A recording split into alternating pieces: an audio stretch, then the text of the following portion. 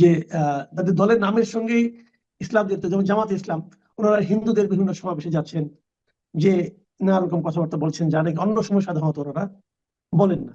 আবার আওয়ামী লীগের ব্যাপারে সারা সময় পুরো বছর ধরে বিশুদ্ধার করার পরও এখন তাদের মধ্যে এক ধরনের কম্পিটিশন আমরা দেখতে পাচ্ছি, যে তারা আওয়ামী লীগের কত প্রিয় এবং তার প্রতিদ্বন্দ্বী দলের চেয়ে আওয়ামী লীগের প্রতি তাদের এই ভালোবাসাটা কত মৌলিক, এটা প্রমাণ করার জন্য এক ধরনের প্রচেষ্টা।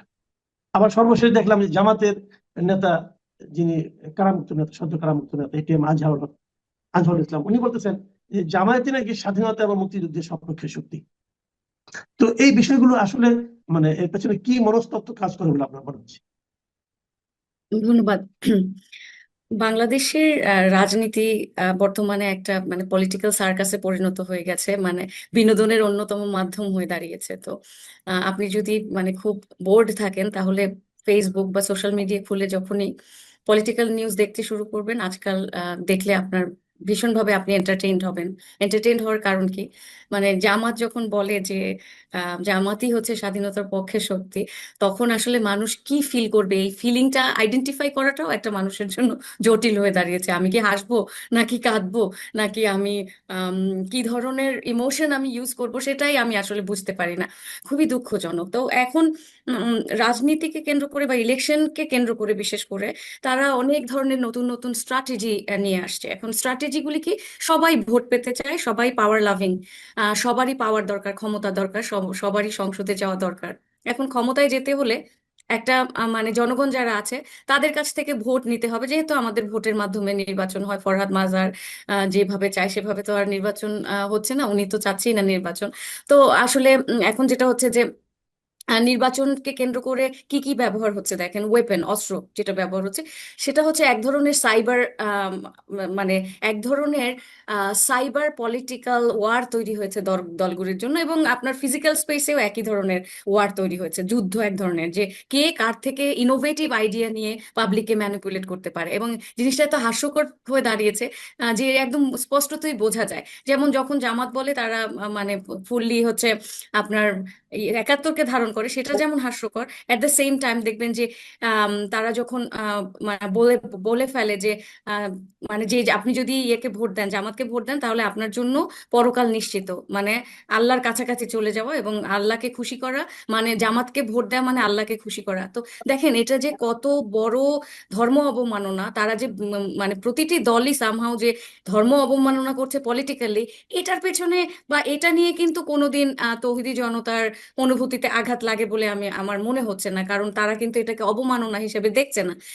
যেমন ধরেন আমরা জানি, আমরা প্রি হিস্টোরিক যে রিলিজিয়নগুলি, যখন ধর্মের গোড়াপত্তন ঘটে বা মানুষের সমাজের ধারণা তৈরি হয়, তখন কিন্তু ধর্মকে ব্যবহার করা হয়েছিল পপুলেশনকে কন্ট্রোল করার জন্য। যে যে ব্যক্তি যে কিনা লিডার ছিল, যার হাতে লিডারশিপ ছিল, সে সবসময় বলতো যে গড আমাকে চুজ করেছে তোমাদেরকে রুল করার জন্য। এরপর দেখবেন আপনি Egyptian mythology, Greek mythology, Roman mythology, পৃথিবীর সব মিথোলজিক্যাল হিস্ট্রি বা মিথোলজিক্যাল পলিটিক্যাল সিস্টেমগুলি কিন্তু প্যান্থিস্টিক, যেখানে কিন্তু যে ফেরাউন যাদেরকে বলা হয় যে ডেনেস্টি, তারা কিন্তু গড হিসেবে আবির্ভাব হয়েছিল, যে তারা হচ্ছে পৃথিবীর আর্থের গড, আর উপরে একজন গড আছে। তো আমরা হচ্ছি মূলত গড। গড হলে কি হয়, যে আপনাকে মানে আপনাকে অ্যাবসোলিউট বিশ্বাসটা তারা দিবে, আপনার উপরে অ্যাবসোলিউট ফেইথ রাখবে, এবং আপনি যাই বলেন সেটা তারা শুনবে। তো এখন তো ওই গডের আইডিয়াটা নাই, আইডিয়াটা শিফট হয়ে কোথায় এসছে?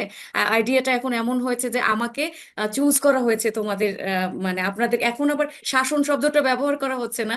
মোদি যেমন, মোদির পলিটিক্যাল ক্যাম্পেইন আপনার মনে আছে কিনা, মোদি কিন্তু সাধারণ মানুষকে বলেছে, যেহেতু ভারত একটা খুব ভীষণভাবে মানে সুপারস্টিশিয়াস একটা এখানে গড কেন্দ্রিক ফিলোসফিটা এখনো হচ্ছে ধারণ করে, যার ফলে দেখবেন যে সে বলেছে যে আমি অবতার, আমাকে পাঠিয়েছে তোমাদেরকে আপনাদেরকে সেবা করার জন্য। এখন শব্দটা কিন্তু শিফট হয়ে সেবায় গিয়ে দাঁড়িয়েছে। তো এখন হচ্ছে বাংলাদেশেও ঠিক মোদির মতো একই রকমের পলিটিক্যাল ওয়েপন ব্যবহার হচ্ছে।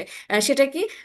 এবং সেটা হচ্ছে কি, ধর্মকে ব্যবহার করা। ধর্মকে ব্যবহার করে কি হচ্ছে, যে আপনি মানুষের মন জয় করার চেষ্টা করছেন, এবং আমি তো মন জয় বলবো না, এটা তো ক্ষমতায় যাওয়ার পলিটিক্যাল ম্যানিপুলেশন, এবং মানুষের মধ্যে এক ধরনের ম্যাস ডিলিউশন তৈরি করে দেওয়া, মানুষকে মানে লোভ দেখানো, যেমন ধরেন মানুষকে মরণোত্তর লোভ, যেটা যে তুমি আমাকে ভোট দিলে আল্লাহ আপনার উপরে সহায় হুম, হবে। হুম, এতে হয় কি জানেন, যে আমাদের দেশের অধিকাংশ মানুষ তো হাইলি এডুকেটেড না, শিক্ষা পরিমাণ খুব কম, এবং ক্রিটিক্যাল থিঙ্কিং এর পরিমাণও খুব কম। আমাদের তো লজিক্যাল মাইন্ড বা সাইন্টিফিক মাইন্ড তৈরি করতেই দেয়নি এদেশের শিক্ষা ব্যবস্থা বা এদেশের পলিটিক্যাল সিস্টেম। আমি বরাবরই বলে আসছি যে এদেশের পলিটিক্স মানুষকে কিভাবে বোকা বানিয়ে রাখছে, তো এটা বোকা বানানোর একটা ওয়েপন, এবং মানুষের ক্রিটিক্যাল সিস্টেমও মানে ক্রিটিক্যাল যে থিঙ্কিং ওটাও ডেভেলপ হবে না। তো এইভাবে তারা মানে ফুললি ম্যানিপুলেশনের মধ্যে দিয়ে গিয়ে মানুষকে একেবারেই মানে এমন একটা ডিলিউশনাল স্টেটে নিয়ে যাচ্ছে যে মানে জামাতকে ভোট ভোট দেয়া তার ইমানি দায়িত্ব, এবং সেই একই কাজ বিএনপি করছে। আপনি যে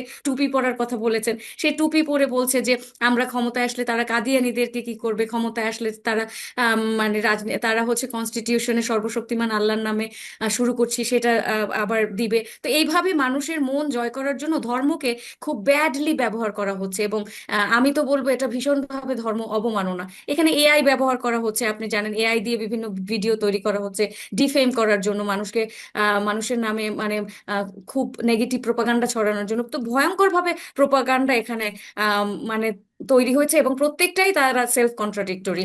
যেমন জামাত যখন স্বাধীনতাকে ব্যবহার করছে সেটাও যেমন সেলফ কন্ট্রাডিক্টরি, বিএনপি যখন ধর্মকে ব্যবহার করছে তখনও সেটা সেলফ কন্ট্রাডিক্টরি। কারণ আমরা গণতান্ত্রিক ব্যবস্থায় তো রিলিজিয়ান আর গণতন্ত্র এই দুটো একসাথে ওভাবে যায় না, তারা গণতন্ত্রকেও এই একইভাবে ব্যবহার করছে। যাই হোক, এটা নিয়ে আমরা বহু কিন্তু আমরা কথা ওইটাও বলা যায়। দেখছি। আমরা আরেকটা প্রসঙ্গে একটু আসি। এই ধর্মের এই যে বাড়াবাড়িটা অথবা ধর্ম নিয়ে যে একটা বাণিজ্য বলেন অথবা ধর্ম নিয়ে রাজনীতি বলেন, এর আরেকটা বোধহয় আমরা নমুনা গত কয়েকদিন ধরে দেখতে পেলাম।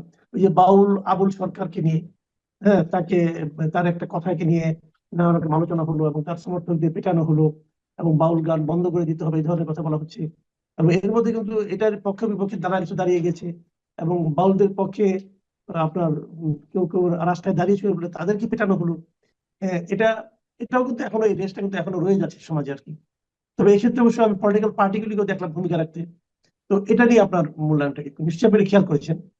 জি, আমি খেয়াল করেছি ব্যাপারটা ভীষণ মানে দুঃখজনক। যেমন ধরেন একটা সমাজে ডাইভার্সিটি থাকবে, প্লুরালিস্টিক থটস থাকবে, যে আমাদের যে চিন্তা চেতনা, আমাদের যে হুম, আইডিওলজিক্যাল স্ট্যান্ড, সেগুলো কিন্তু বহুত্ববাদী হবে। ডাইভার্সিটি থাকবে, মানুষ যদি সব এক চিন্তার হয়, একই রকম হয়, তাহলে তো আমরা হচ্ছে এক হয়ে যাই, তাহলে তো আর আনন্দ থাকছে না, কি মানে ডাইভার্সিটি থাকছে না, সমাজের কোনো উন্নয়নই থাকছে না।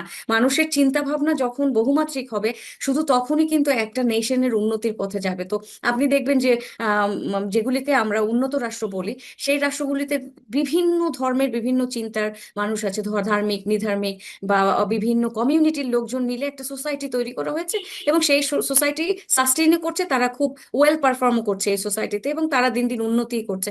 আর আমরা এমন একটা সোসাইটি তৈরি করতে চাচ্ছি যেখানে কিনা দিন দিন আমরা পেছনে যাচ্ছি, যেখানে আমরা দিন দিন অন্য বিপরীতমুখী যে মত, যে